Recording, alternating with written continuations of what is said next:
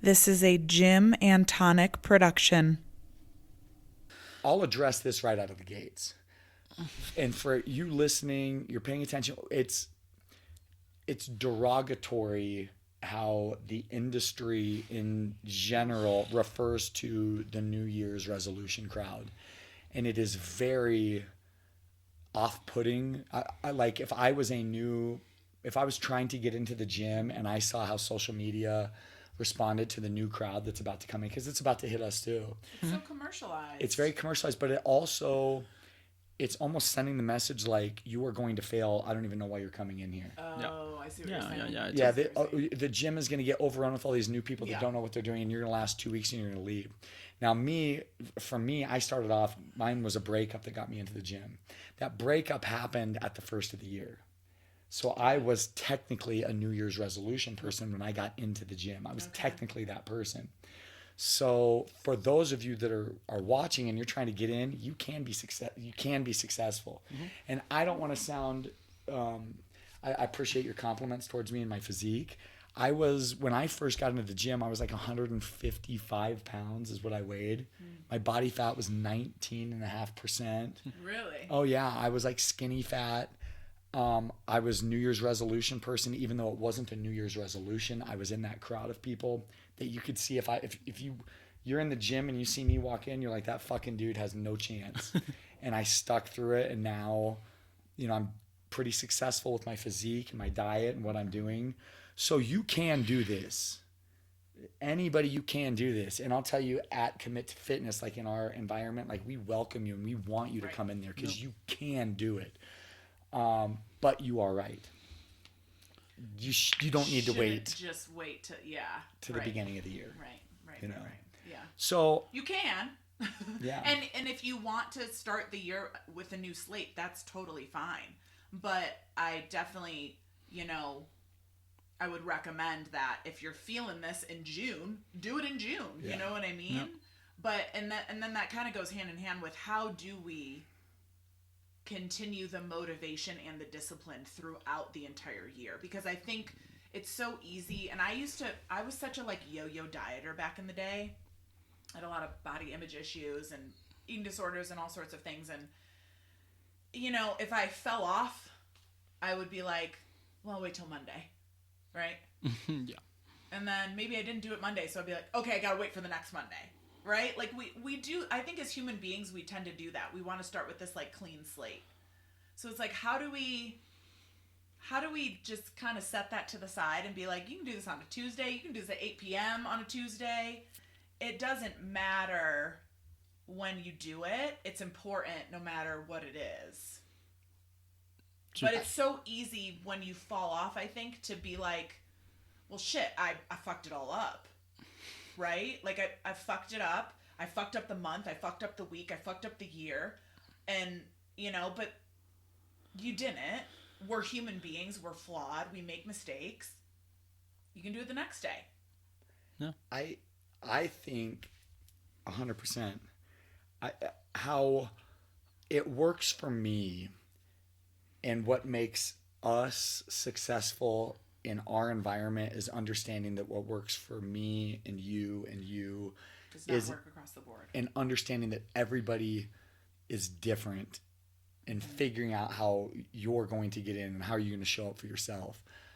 What I found being on the other end of it, because I hired a personal trainer at the beginning. Oh, did you? Oh yeah, I hired a personal trainer. I went through an 8 week, it was like an 8 or a 12 week fitness challenge. Okay. And this is what I've noticed, and I don't know if it's the same for you, but for me, when I went through a challenge or a trainer, they would give you, it was just like a packet full of information. Mm-hmm. And it was like, this is the plan, this is what you're going to do. And it's overwhelming. Yeah. Yes. It's overwhelming. It's like, we're going to give you this plan, and it's like, your life is about to change. And it's like, yeah, obviously, because I don't know how I'm going to do all this. And it was like, here's your grocery list of the food that you need to go buy. Here's Monday what you're going to eat. Tuesday, this is your workout regimen on Monday and Tuesday. Wednesday, Thursday is going to be this program. It's overwhelming. You've got to drink more water. You've got to get more sleep. You've got to walk more steps. It's too much. It's too much. And inevitably, We fail. All of us fail multiple times in our, like this week, for me, I don't know if it's the same for you guys. This is the fucking worst week. This is the worst week ever for lifting and my exercise. It's just fucking horrible. I feel like I'm just noodle arms right now. I've just lost it. The amount of crap that we've all eaten. Yes. Yeah. This is everyone. And for you to understand right out of the gates, like if you are trying to make a change in your life and you want to get in and make improvements, is to understand immediately you are going to fail and you're going to go off the rails. It ain't going to work always. And for me, is what worked for me was just making it easy. And at the beginning was just running. Yeah. It was just running. For you, it may be walking, it may be doing push-ups. Walking. We love. Just anything that you can do that you can measure and make it. And it doesn't have to be easy. 7 days a week. In fact, it shouldn't be 7 days a week, No. right? Like maybe pick 3. Maybe. And just try to commit to something very, very, very simple. People, every client that I've ever worked with, ever, and if you are one of my clients that have, you know I'm talking to you. You know it. The clients that are successful are the ones that come in and take it one day at a time, and they don't make these mega promises. They're not like, I went and bought $1,000 of supplements. Right. I bought your gym membership, this gym membership across the way. I bought steroids. You know, Doing a cleanse. Doing a cleanse, all of these things, and it's like, it's gonna stop. it. I'm telling you, it's gonna stop. It's gonna end, and then for you to get that train back on the tracks is impossible. Yeah. But if it's like, you're gonna feel, and I think you feel so disappointed in yourself, and you shouldn't. You shouldn't. But as human beings, we do. We're like, we dropped the ball, and that's why if you just pick one thing at a time, which I know you're getting to, like. It makes it easier to bite off. It's Tony Robbins. Well, many people, but Tony Robbins that says the key to happiness is success. Is progress. Progress. It's not massive success. It's not $1 million. It's any progress is better than no progress. So, what is progress for that particular person? Is it not drinking for 3 days? Oof. That could be a massive win for somebody that drinks every day. Is it whatever addiction, whatever vice we have, because we all have them? Is it not eating that candy that one day? Is it sleeping 8 hours one day? I don't know what it is. Everybody starts from a different place. But any form of progress is progress, and you build on it. You build onto it. It's like, well, you walked 3 days 1 week. Well, that's something new. You took the stairs. Well, that was something new. You woke up 30 minutes earlier, and you actually cooked breakfast instead of going to the drive-thru. That's something new. You didn't have to buy new shoes for that. You didn't have to buy your headphones. You didn't have to buy a new membership for that. It's just the little things that you're setting your foundation on. But eventually, I think with social media and all these marketing gimmicks, it gets pushed on that you have to do all these fucking amazing things day one, and you have to do all these big things and spend the money and buy the fanciest equipment, and like it's setting people up to failure. It's setting people as too much high expectations, and I don't think everybody works like that. I think very small people work like that. And when I have a new client now, because I've had thousands of consultations, I can get pretty close to what type of person they are. And I ask the question straight up, do you want a plan with everything on it, the grams, the hours, the times? Most people are like, fuck no, I don't want that. Cool. How about just show up tomorrow and we'll see what we can come up with? How about just try not to drink this weekend? That might help you. How about drink another glass of water? It's like the little things. And eventually it gets to the point that it's just human. It's just natural. They're doing that. And it's like, oh, well, what else can I do? I just had this conversation with a client the other day. Don't beat yourself up because you ate a little chocolate for dinner. Don't throw everything you've been doing. She's showing up 5 days a week. She doesn't drink alcohol. She sleeps, but she does have a sweet tooth. But it's like, wow, I feel horrible because that's nothing, dude. It's so minuscule. But maybe challenge yourself and not eat that one candy for 5 days. Just see how you feel. And if you feel empowered, you feel good, then maybe you can achieve more things. But it's the little things. We all got here by doing the fucking little things. You didn't wake up one day and said, I'm gonna be a marathon runner today. No. I'm gonna bench 300 pounds today. It's like, well, it started with lifting 45 pounds.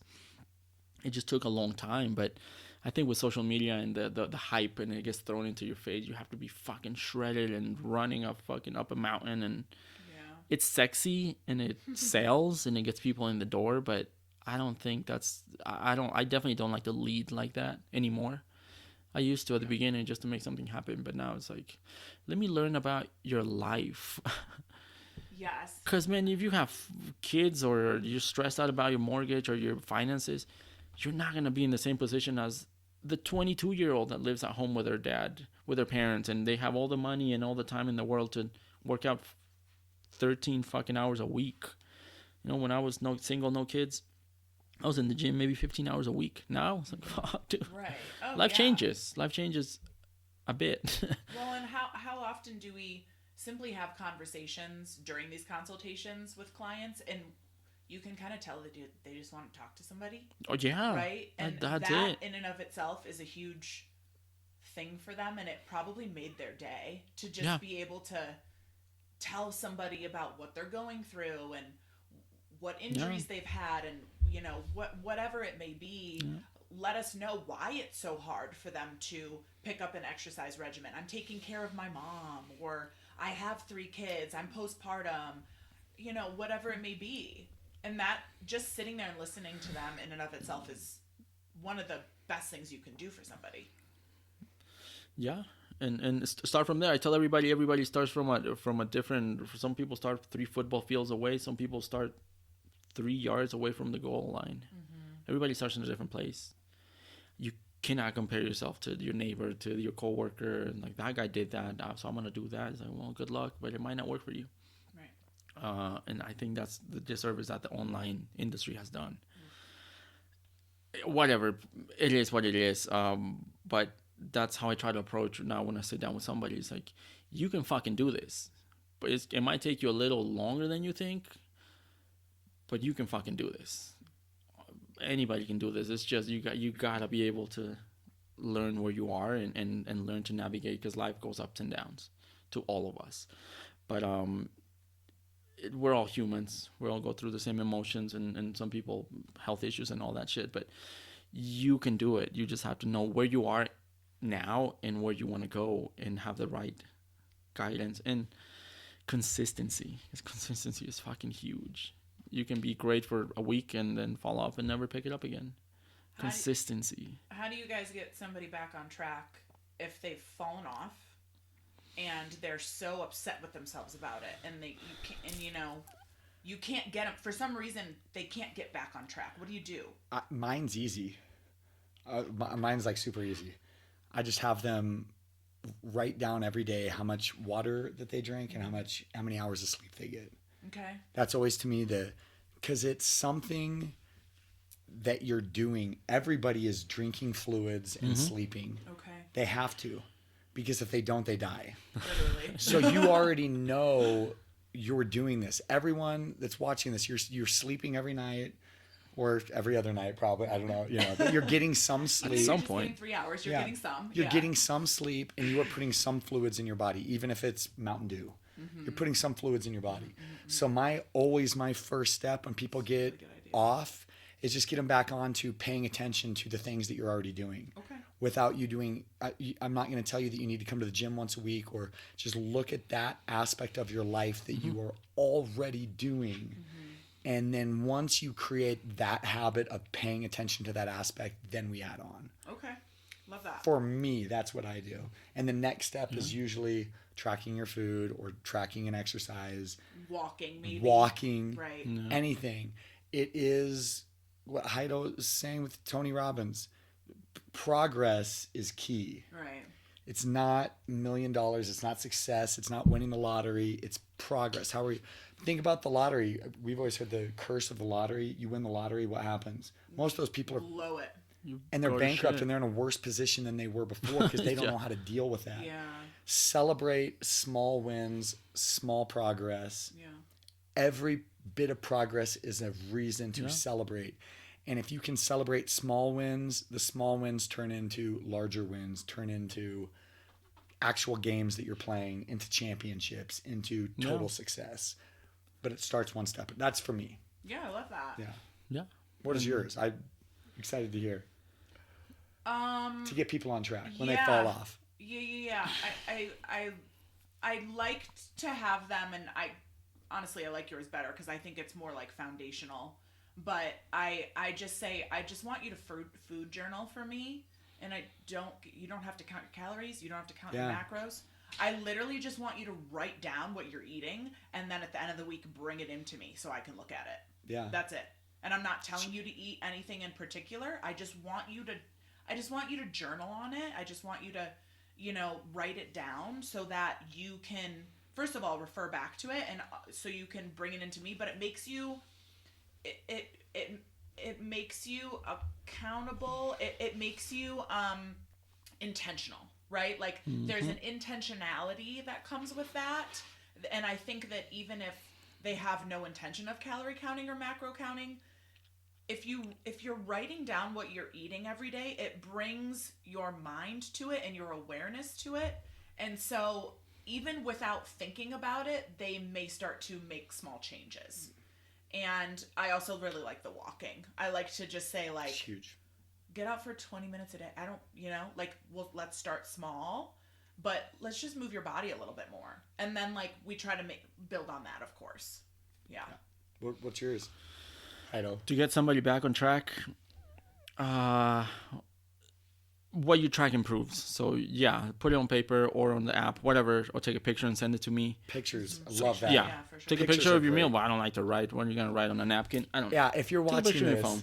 taking a picture of your food on your phone is massive, in my opinion. And when you figure out something's not working, I feel like this. Well, let me see your food log.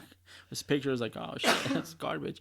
I try to, and I just had this conversation with this lady. Take a few steps back of why are you even here? Kind of question, why is your motive to trying to improve yourself?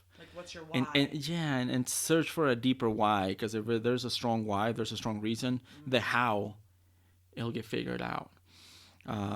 So why are you here? Why are you trying to do this? And they go back to a lot of it is experiences that we've had. Like, you got dumped and I want this, but they don't say it off the get-go. The revenge body. I want to prove to these bitches that whatever it is, I've been put down my whole life and I want to feel something. Okay, well, you can use that as motivation, but trying to figure out why you're here, and then what can you gain from doing this, and not just the physical part of it, the chisel dabs or the physical part of it, but this can bleed into every single area of your life, because that's what happened to me. I became more responsible. I became more, my discipline went up. I just became more aware of what I was doing, more intentional. You said the word intentional. Why am I going to do this?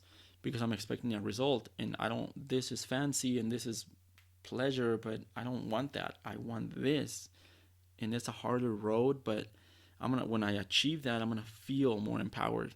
And that's gonna go into my relationships, into my work, I'm a better brother, I'm a better son. I want to think I'm a better husband, I'm a better father, because of the work that I've put in and all the things I've sacrificed to get the small wins.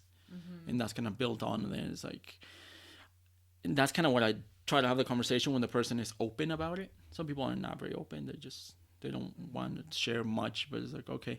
We'll start small, writing something, send me pictures of it, let's put it in the log, and just when you realize that I could improve this without even telling me you're going to do it. Maybe I do need to sleep more. Maybe I do need to smoke less. Maybe I do need to drink less. Most people are kind of aware of what they need to do before we beat them with a stick, and you shouldn't be doing that shit unless they let us. But with some people, I can get down to it and kind of start asking some. I can't tell you the amount of times that I've made people cry, but on the squat rack by asking questions. Really? Oh yeah, many times. Interesting. Because I know they're hurting, and I know I had to tell this one lady 6 a.m.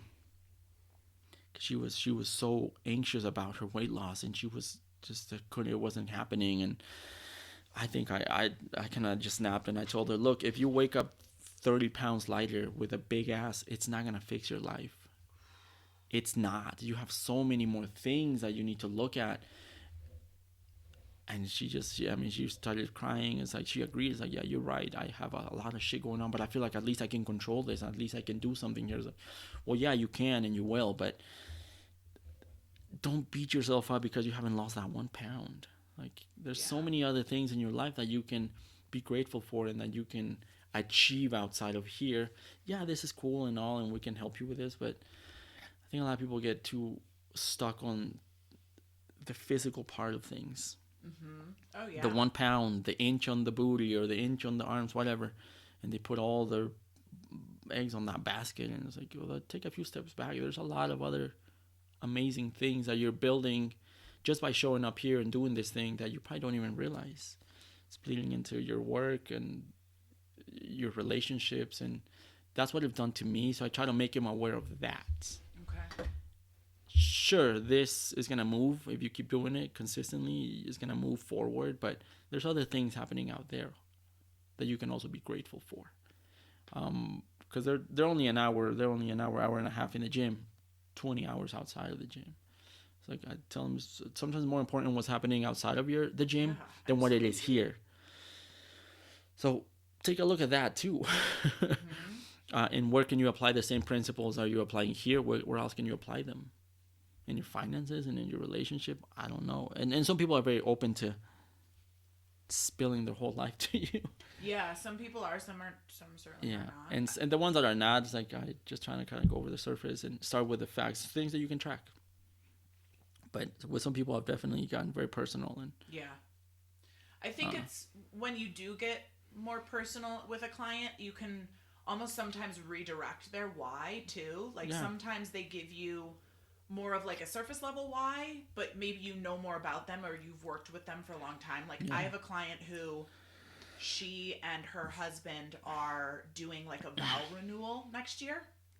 And so the last like 6 months, her why had been, I have this vow renewal that we're going to do somewhere tropical. I think maybe she said Hawaii or something. And so she wants to look really good for that vow renewal, right? Understandably. But I'm like, that's not real. I kind of noticed, and I've been working with her since 2020, so we know each other very well, but I kind of noticed that it wasn't enough. It wasn't really getting her, she wasn't motivated enough by that why. And then her mom passed away. And now that girl is motivated because she saw her mom go through something so horrific and that had so much to do with her health. And so now her why is, I'm doing this for my mom. I'm doing this because I don't want to end up like my mom. I want to be there for my child. I want to be there for my husband, right? Like I want to be the best, healthiest version of myself because I watched someone I love so dearly just, pass in front of me from these really horrific health issues. And so sometimes you've got to be so fucking honest with somebody. Yeah. Just kind of like what you were saying. Like, is you getting a bigger butt and losing a few pounds? Like, is that going to fix your entire life? No. Do we maybe need to talk about some other stuff? And I've of course, you've got to work within your scope of practice always. Yes. But sometimes you can work with other providers. I have worked with naturopaths with some of my clients. Sometimes you can kind of say, hey, have you considered therapy? Have you considered medication? I think you might have a thyroid problem. I don't know because that's outside of my scope of practice, but I really recommend that you go get a blood test. Yeah, perfect. And I've created links and relationships with chiropractors, acupuncturists, massage therapists, the whole array. So I'm confident to say, I don't know. I don't fucking know. And that's part of being a good trainer. But I might know 2 or 3 people that can help you. Yes. And voila, you send them out, they receive. It's like, oh, I'm all fucked up. Makes your progress move forward and makes my job easier. Yeah. I'm not a doctor. And now we have that confidence, and now I have the confidence well, what does she say? Because I've had chiropractors write me, with this client, don't do this and this and this because we are adjusting this. Yes, absolutely. Perfect. You just made my job easier. Yep. And now we're actually going to focus on this person's health and progress. I'm not just throwing shit up, see what sticks. So we're doing this person a service now, not a disservice, but I'm trying to, don't go see anybody else. I know everything. Ugh. I fucking don't. I have no problem saying I don't know. If y'all ever get a trainer that says that to you, run the opposite way. Yes. Absolutely. Like, I've heard trainers. That's somebody whose ego is way too. I've heard fucking big. trainers telling their clients, "Yo, your chiropractor doesn't know what the fuck he's saying." That person doesn't know. It's like, ooh, bro, that's. Yeah, I always liken it to getting homeschooled. Like if you think that you're not saying anything bad about homeschooling, but to be honest, I mean, it's you're setting yourself up for some sort of failure if you only have one person or two people giving you all of your information. And if you're a trainer that thinks that you know more than everybody else, like I always say, get as many people as you can. Go to any fitness class you can go to. Get hire another trainer. Absolutely. Yeah, go get multiple because you're gonna learn. You're just gonna learn from a lot of different people. For me, the person going back to why is like why. Yeah. Why do you want to do this? The people I almost and if you're watching this and you've had this conversation with me, you know where I'm coming from then. Because there's people that I've had, they'll say this one thing, and I'm always like, I'm probably not the person to talk to then. When and it's always this, I have a wedding in 3 months, I need to lose 10 pounds. Can you help me? Like, you should probably find somebody else. I can help you and I'll work with you. I'm never going to turn anybody away, but I'm not your guy for that. Yeah. Because there's an end in goal, and you're probably, to get to that point, if you need to lose 10 pounds or whatever in 3 months, I'm going to tell you right now, that's going to require a lot of you doing what we don't want you to do. Yep. It'll work. you're It'll not work, but it's not. Because if you're going to lose a massive amount of weight, what are you doing? If you come to us and talk about body composition, like, hey, Different. I want to be right, absolutely Different. right. I want to get, or even saying, I'll tell you this, even saying, listen, I'm 15 pounds overweight. I'd like to lose weight. We can do that. Right, absolutely. I got to be I need to go stand in front of a camera in 2 months. I need to shed all this weight off. There's only one way you're doing that. Yes. There's only one way. It's gonna You're gonna beat yourself up and you're gonna starve yourself And to then death. guess what? You're gonna gain it all back. 100%. Because when that date's over, you're going back to another. It has to be something that's sustainable. Exactly. It's something. So the why is, I want to be a better parent. I want to watch my kids grow up and play. I want to play with them, my grandkids. Something deep. It can't be And it's something so something- surface level like that. And it's changing habits over time. Yes. That's going to be sustainable. So those of you, if you're watching this, that have hit me up, now you know what I'm saying. When I'm like, yeah, I'm probably not the guy for you, because that's not what we're here for. Yeah. That's not what I'm here for. Yeah, no, I'll take money. yeah. You can come into any of the we have group classes. All that. Yeah, you can get on. You absolutely. can get on. But I'm just telling you, my level of investment into that process with you is not. That's the same thing. Anybody that wants to come up and do like steroids, I'm not going to turn you away. Right. I'm not going to not work with you. I'll work with you, but I am not going to be as invested Yeah, that's fair. into that. And those of you that do steroids, listen, I'm not against it. Let me just say that right out of the gates. I'm not. I get it. Everybody's different. I'm not trying to badmouth you for. They work. They work. I'm telling you. It's not. That's not what I do. It's not what I. That's not usually what typical people that I And work I've with. told a client that was taking stuff. I'm not a chemist. I'm taking this stuff. I don't know what it's doing. So you're kind of on your own on this. Yeah. Well, why is this happening? Why do I feel like this? The moment you start putting things in your body that are super strong, I don't know what's happening. I don't know why it's gonna happen. I don't know. You gotta get somebody else. Yeah. And that's it. We can keep working together. Just know that I don't have the answers for that. And training's gonna vary a lot. And I don't know. I know what to expect the next day because shit's crazy. But But yeah, it's the quick and easy, the microwave mentality. I've had a lady a few years ago. She was going to the beach, Cancun, whatever, and she wanted a bikini body, and she was like 6 weeks away. Like, whew. Oh man.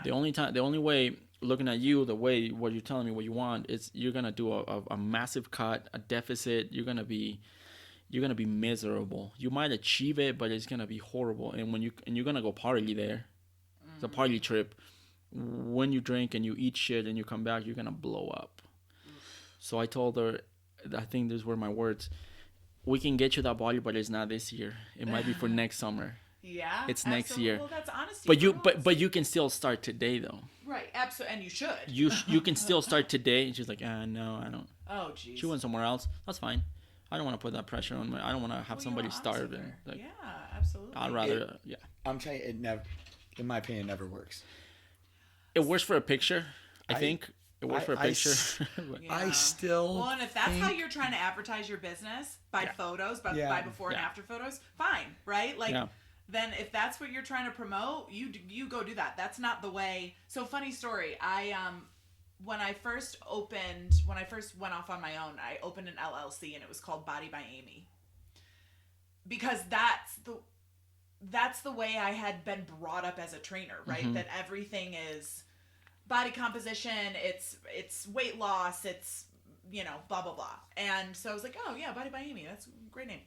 And then about 4 or 5 years ago, I rebranded completely, and now of course I've gone more like the sports performance route anyway, but my company is now called Momentum, Strength, and Endurance because it should have been a long time ago, but about 2 years into being Body by Amy, I was like, this is not me. This isn't me. This is not the type of training I do.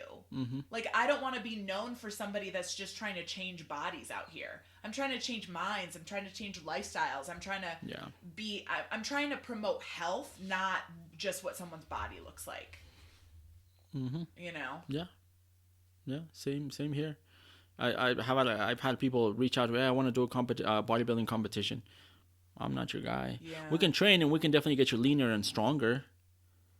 But if you want to be on stage in the next 6 months, competing with these people and actually be competition, I'm not your guy. I don't know anything about the substances that you will take. Yeah. You can go somewhere else, but we can train if you want. We can still get you strong and lean. And also, it just won't nothing be. against people that want to do if yeah, that's no, your goal, absolutely. Awesome. There's people that's that's their specialty, and they're awesome at it. They're awesome at it, but that's not. But I also want to say I have known so many people who have done those bodybuilding shows, and their life after is hell. Yeah. Well, their life during is hell because they're in such a deficit, but also afterward the rebound effect and the absolute damage that you have done to your metabolism. Oof. If you want to do it, go for it. If it's a goal of yours, absolutely. It's in my opinion, often a superhuman effort, and if that's something you want to do, good for you. But I mean, the mental toll that can take from being so lean and then a month later having rebounded and put so much body fat back on, a lot of women in particular and men have a really hard time handling that mentally, and I know I will never do it. Yeah, it ain't for me. Yeah, I always, because I grew up looking at Arnold Schwarzenegger. Yeah. And he is obviously the greatest bodybuilder. Him, Ronnie, Seba, I mean, they're incredible physiques. But I'm going to tell you this, when they go on stage, it's the unhealthiest that they ever are in their life. Absolutely. So when we look at them and you see them get on stage, like, oh my God, that's the pinnacle of they're about to collapse. The human body. Yeah. They're about to collapse. If you know the industry and you know what's going on with their body in that moment. The doctors are cringe. The doctors are telling them. Shit that they're on too. And just the dehydration, just the fact of how much they're completely dehydrated. Their food at that point, the extreme deficits that you're on, they're all, when they're on stage, they are miserable. I've only had one person that I know, well, Dominic. Yeah. I know Dominic, he just did a show and he was successful, but he was miserable. Yeah. And he's open about it. He's miserable for that week and getting on stage. I worked with a girl who did a bodybuilding show and it was the worst. It's the worst day of your life. It's the worst day of your life getting up on that stage. One of my friends competed a couple times, and she lost her period for months. It took forever to come back. Her hormones were completely destroyed, actually from taking testosterone. At least that's what she claims. She started having panic attacks, and those panic attacks didn't go away for like a whole year. Her heart would race, and she would get panic attacks driving to work. And she lives in Breckenridge. It's like, and my question to her was it worth it? Was it worth for almost a year after the competition for a fucking medal? For some people it is. For some people it is. I don't know. You're going to sacrifice. We're all going to make sacrifices. Everybody's different. Everybody's different. It might be, and I think what happens when you do that, what comes outside of the physical aspect, it might be awesome. You might gain a lot of confidence, a lot of discipline, a lot of that might happen, and I'm sure it did, but you got to put things on the scale. And same with the drugs. Are you going to take the drugs to achieve here? What's going to do on the other side? And is it worth it for you? I mean, the stories of the bodybuilders dying and leaving their families behind. Dude with 3 kids, 4 kids. And he openly knew. He's like, I'm going to do this until I drop. Cool. That's hats off to him, I guess. I just know where I'm at. I know what I'm willing to sacrifice. I know what I'm willing to not sacrifice. And I just go there. But everybody's different, and you got to learn who you're working with. Yeah. What are you willing to give up? What are you willing to sacrifice? Everybody's different, and some people can do bodybuilding shows and be fine. Yeah, there's plenty of it. That's true. We're not sitting here trying to bash if you're a bodybuilder and it works for you. Like, I'm not trying to bash you. I personally know people that are in the gym that do things I disagree with. Everybody's different. Some people can do it. This isn't a blanket statement that you shouldn't be doing. And also, it's your decision, you know? Like, we're each to their own, you know? Yeah, to me is always this. What's the best workout? What's the best program? What's the best fitness regimen, the routine? Like, what is it? What's the best one? It's whatever one works for you. That's it. Whatever you're doing. The one that works for you, yeah. It's whatever you're doing. So I'm plagued. I have a dilemma I deal with all the time is yoga sculpt. Yoga sculpt is the majority of my clients come from yoga sculpt. Right. I teach yoga sculpt. I love yoga sculpt. I know you live and breathe yoga sculpt. It is the jam. But at the same time, I struggle with it because it ain't the answer. It's not the answer. If that's all you're doing is yoga sculpting, you're missing out on a lot. I'm just telling you, you're missing out on a lot. If you're not properly getting in and getting good resistance training, heavy lifting, you're almost doing a disservice to yourself. And I love yoga sculpt. I think there's for me, it's mostly mental. It's community. It's like you're going in there, you're working out. But if you're really trying to get results, this is the thing. Everybody's different, you know. Well, I love everybody's different, and people that are in there that are doing it, I applaud you because you're in there doing it, and you're not like if you weren't doing it, you'd be a fat piece of shit. You know what I mean? You'd be hate to say it, but you'd be a fucking mess. You're in there; it's working for you. Right. So it's hard for me to say that, you know, where I'm like, hey, you probably shouldn't be in the yoga studio that often, you know, but mix it up. I love that you said that though, because as a high performance athlete, I run a shitload. Yeah. And I obviously love running. It's my number one form of exercise. It makes me so happy. And most of the clientele I train are runners. But I feel like I'm an anomaly. Oh, yeah. Well, Because my body responds really well to running, but I am very genetically blessed with muscle. Like I am, that's just my build. And most, especially women, men and women who come to me and are like wanting to run a fuck ton, they are not going to turn out with a body like mine because running eats away your muscle.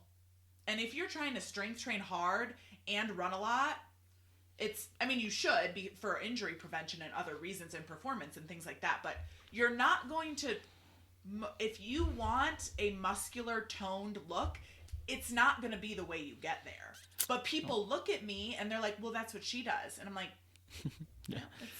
it's my genetics. Do I lift a lot? Yeah, absolutely. But when I'm marathon training and running 80 miles a week, I ain't lifting very much because I'm tired all the fucking time. Yeah. But I still hold on to a lot of muscle because it's my body type. But I have a lot of clients who squat quite a bit more than I do. A lot of female clients, and they don't, like, my body fat just sits around at 12%, and theirs is closer to 24. But they can squat. They're the same size as me, but they can squat like 60 more pounds than I can. So I say all that to say that it is so unique to you. What works for you works for you. Yeah. The end. Very, very unique. And I have a lot of women who come to me who say, I don't lose weight on cardio, right? I'm trying to get to a certain, right? I would say most women, strength training over cardio in most cases. Yes, should you do cardio for cardiovascular health and to supplement your program? Of course, always. But for me, I put on weight when I strength train. I put on easily 5 to 10 pounds because I build muscle so easily. So for me, if I'm trying to be leaner, I've got to run. Mm-hmm. But that's not across the board by any means. Yeah, I used to always say, you can't have it all. That was always my phrase for everything. You can't have it all. Now I switched it a few years back. You can have it all, not just all at once, not just all at the same time. Yeah, that's a great thing to say. You can be strong as fuck, but you gotta focus on strength. Mm-hmm. You can be fast in endurance, but you gotta sacrifice other things. Yeah. And it's even with the average non-gym goer, the time and money, you have a lot of money because you're working a lot, but you have no time. You're working a lot. If you're unemployed, you have all the time in the world, but man, you're struggling. So it's a balance of, in the gym. Well, what do you want? Well, I want to be fit. Well, what the fuck does that mean? Do you want to run up a mountain or up a 14er? No, I don't care about that. I want to have six pack. Okay, you want to be lean. We can go this way, but there's a lot of things that you can do, and we got to figure your body out. Yeah. There are some genetic specimens that I've met that they have it all. Mm-hmm. It's like, God the fuck, man, you are gifted. I've trained people that they're lean, they're strong, they got the look, they got perfect, just the body genetics is like, man, you're one of who knows how many, but you're one of a kind. But that's not me. That's never been me. But I still like to train in different modalities and challenge myself in different ways. A few years ago, I started trail running a lot. I lost like 10 pounds and a lot of strength. I didn't care. Yeah. I feel high as fuck running in the trails in the mountains. I feel amazing. It's like, all right, I did that and it's getting cold. Now I gotta get back in the weight room and fuck it. I'm going to gain a little bit of body fat and lose some of the endurance that I gained, but now I'm going to get strong and bring my numbers up. Calisthenics now, what can I move? What can I stretch? It's like, I find beauty in a lot of things. I think the body is a beautiful machine that can achieve so much. Some people can do it all at the same time. It's a hybrid programs like that are fucking tough. Some people can do it. I don't think a lot of people can, but you gotta, again, knowing your client and knowing where you are. Sometimes if it's gonna be running, focus on running. If it's gonna be lifting, focus on lifting. If it's gonna be yoga, focus on that. But you can just know that you can benefit from other things. You can benefit to complement what you're doing. If running is your shit, fuck it, keep running. But you can benefit from strength training. You can benefit from yoga. You can benefit from all these other modalities. And you should be as well rounded as you. And can you should. fit And your schedule, if CrossFit did one thing right, was to implement all of that. And CrossFit brought Olympic lifting. CrossFit brought calisthenics, weightlifting, brought everything into one, and they fucking put it in a mixer and threw it. Yeah, they sure did. But you got people doing overhead work, which not a lot of people should be doing it, but at least it got them doing it. Handstand push-ups, like, who the fuck is doing that? Some dude. But it got them doing it. The methodology, I think, is where shit gets fucked up. But at least it got them exposed to it. Yeah, for sure. They're running with a fucking sandbag, 100-pound sandbag. Like, that's fucking badass. The hybrid fucking bad. athletics has had such a resurgence lately. I Yeah. don't even know if I should say resurgence, a surgence. What's The high rocks? High rocks. Yeah. It's beautiful. It's really cool, It's but cool. it's fucking hard. Like, I mean, that's where it's like Yeah. you've got to be cardiovascularly fit and strong and And like fast. It's like everything in one. And God, and not everybody can just step in there and I'm you gonna bench. shouldn't. I'm gonna bench 3 times my body weight while running this shit. Like, what the fuck? it's wild. It's crazy. Not everybody can do that. At least not Certainly not. immediately. No. So that's why I try the conversation that I try to have with my clients. Well, I want all this. Like, well, shit. You can get there. You sure can get there eventually. But let's start with this, this, and then this, and then this. But if I can do something and expose you to something that you never touched, let's fucking do that. Yeah. Let's have you do the rings. Today's gonna be all workout with the rings. What the fuck, rings? You'll learn something. Or today we're gonna go outside and hit the pavement and do this and that. It's like, oh shit. Like, I'm gonna expose you to different things and see what you like, but you can benefit from a lot of things. Yeah. So, and I love that. I love it because I like to listen to the powerlifter. I like to listen to the CrossFit athlete. I listen to a lot of different modalities with their expertise. That's what they do. Yeah. The runners and the people that fucking fast for a week, do some Right. crazy shit. I like to listen to all that. It's like, oh man, you can benefit from so many things. Totally. And not just be stuck on one thing. And that's a conversation that I've had with even like practitioners, like chiropractors. I just asked to a physical therapist this, like, why does a chiropractor never send you to a massage therapist? Is it because they don't believe in that, or because they want to keep you? They're afraid that you're gonna find relief there and go there. I don't know. Have you ever noticed that? Have you ever had a chiropractor send you to a PT or to a needler? I definitely think that a lot out here in Colorado, a lot of chiros do needling. Yeah, they do it themselves. Yeah, They don't send you but somewhere else. It's not super common if you're a chiro to send to a PT and vice No, versa. and They kind of compete. And I just it's like the benefit. I think, in my opinion, how can we help this person?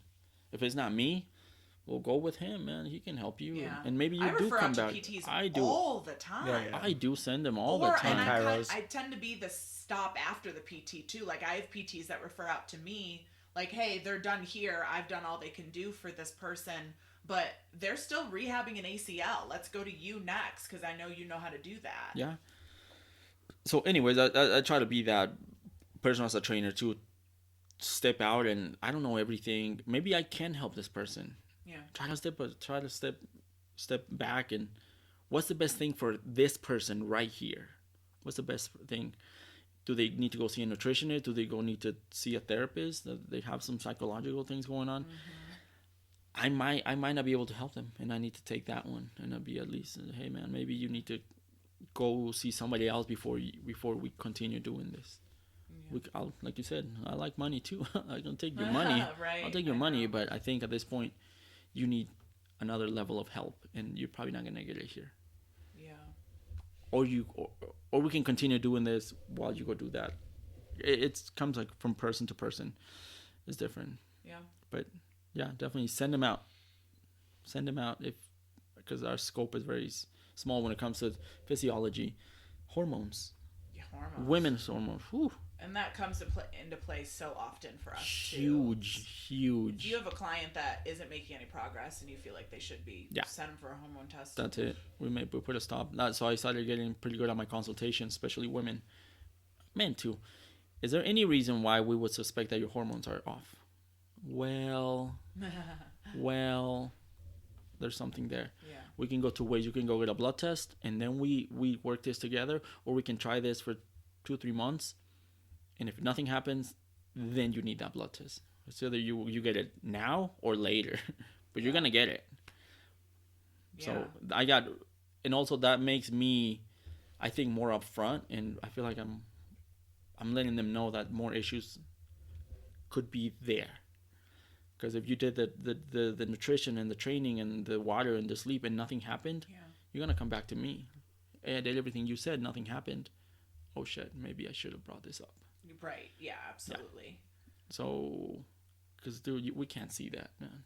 There's such an epidemic of men with low testosterone right Huge. now too, with all the like microplastics, right? Like Yeah. in our personal care products and Huge. the us eating food it's coming out of plastic and BPA and all that crap, and it's like tanking men's testosterone and making them infertile. It's crazy and scary, and it's like how do we combat that? Well, I mean, you get TRT, but like, Yeah. I think there's a lot of men out there. I mean, and I know this just coming from Jim, and now like all of his friends are on TRT now too, because he had that experience of having extremely low testosterone. He knew how he felt when he had that. He knew he wasn't making progress in the gym. He was constantly sore. He wasn't recovering. He was really like, kind of like just agitated all the time, like all those things. And he saw it in his friends. So he kind of said to his friends, like, hey, I wouldn't be surprised if you have low testosterone. They all went and got tested. Every single one of them was under 200. Oh, wow. Yeah. What is going on? I mean, I know what's going on, but it's like, it's fucked up. Yeah. And like, the government and FDA and nobody cares. Nobody cares that they're just fucking killing us. And So yeah, all those topics to bring up, the sooner the better, I think. With your absolutely. the consultation, No, the sooner the better, because it almost saying like, this is what I can do. This Yeah. is what I have within my scope of practice. This is what I have the ability to do for you. But it's possible that there's other stuff going on that I don't have access to. Yeah. And so if you feel like there is a possibility that is happening, you need to pursue it, right? And it's a lot of people don't want to admit that they did get diagnosed with something many years ago. Well, no, if we just do this, it'll work. Like, oh, no. If you got diagnosed with some shit years ago, it's still there. Some Mexican lady wasn't taking her thyroid medicine. She was very obese, and she was working out almost 7 days a week, eating hardcore dieting. Nothing was happening. So one time I was like, well, you're doing everything right. Is there any reason why? Well, yeah, I got diagnosed, but I just don't take those pills. Oof. It's like, you've been wasting your time for years. Yeah. Time and money. You need to see a doctor. Right. You need to see a doctor, yeah. And I can't help you with that. I should have asked this when you started.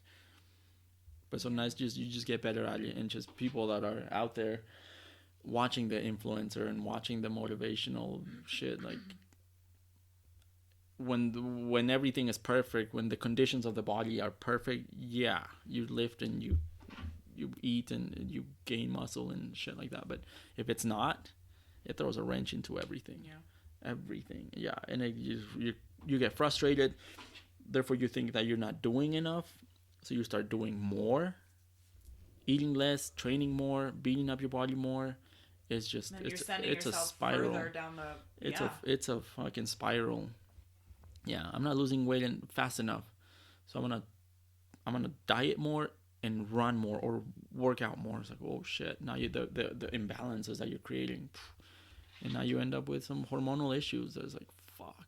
How do you pull out of that? The other thing is too that sometimes it does work temporarily, right? It's a window. Me, years ago, I didn't even mean to, but I was just overtraining and underfueling, and I got super thin, and my performance, like I ran a half marathon and I just fucking crushed it. But then after, I couldn't recover from it. Mm-hmm. It took me like a month, if not longer, to recover from it. And even when I started running again, I felt off. And then I was like diagnosed with adrenal fatigue and anemia very shortly afterward. And my body and your body rebounds. That's the thing. So if you are trying to get super lean and you do these like drastic things to get there, especially for women, just the way our hormones work and how sensitive we are to cortisol and things like that, your body gets to the point where it's like you're starving yourself and you're overworking yourself, and guess what? We're gonna protect our organs. Yeah. So we're gonna hold on to body fat, we're gonna hold on to belly fat, and you're gonna get it's. So again, if it works temporarily for you, it still doesn't mean that it's the best thing long term. And I've seen so many women go that route, and then a year later, they're like, fuck, I regained 15 pounds. I can't lose the weight. I'm working out the same way. My appetite is raring. Like, I don't understand why I'm hungry all the time. It's like, yeah, unfortunately you're paying for what you did to yourself a year ago. Yeah, it's 3 months, 6 months, a year ago what you did. It's happening right now. Yeah. Or 20 years, right? Like, yeah. How often do you see, and I don't know if you guys follow stuff like this, but it's so common to have somebody be like a model, like a runway model or something, and they are, you know, maybe, it depends on the person, but maybe starving themselves, taking diet pills, things like that. And then when they get older, past 30, they are very overweight. Like, it's very common to see women who were extremely, like, considered like sex symbols when they were in their teens and early 20s, that after they've turned 30, 40, hit menopause, etc., they're like extremely overweight because their bodies are like, you fucked us. Yeah. And our metabolism and our hormones have never recovered. Yeah, well, I forget this, the percentage of the Biggest Loser. Yes, I read about that. I want to say it's in the 80%. From the Biggest Losers, you follow them a year later, they're in worse condition. They're in a really bad condition because they abuse the fuck out of their body to drop those pounds and to get the before and after and whatever the show gives them money or whatever. But yeah, it was not sustainable, clearly. No. And it fucked up their body. So, but I was like, well, you made the show, on to the next one. And it's like, I've heard a lot of terrible things about that show, about the way that they treated them. Yeah. Yeah. But yeah, it goes back to, you can do it. It's going to take probably longer than you think, unless you're a genetic freak, which I've had those people that shit just happens. Like, man, you're so lucky. Yeah. But it's like, what are you willing to sacrifice to get that thing that you think you want so much? I know what I'm willing to sacrifice. I know what I wasn't able to wasn't willing to sacrifice. Always trying to push myself a little more and what's the next level, but then life happens, life seasons. Sometimes I'm completely off, like I have been right now. Yeah. Kids, it's just things happen, and I don't try not to beat myself too much about it, but it's like, man, I was like that guy. I felt like that, but a different phase of my life. But I appreciate the grind too. People come in and you can see that they're doing it. They're doing everything. They're fucking killing themselves. Like, man, they're fucking grinding it out. Yeah. Motivates me too. Absolutely. Like, I tell my clients, like, sometimes you motivate me way more than I motivate you. I train you and I see the fucking drive. It's like, man, this guy's fucking doing it. And it motivates me and that makes me want to work out more. I was like, man. So it's, I think sometimes I get more out of my clients than they get out of me, I think. They motivate me more. And I work out with them too. Yeah. I'm only doing this because you're here and you're pushing me to do this.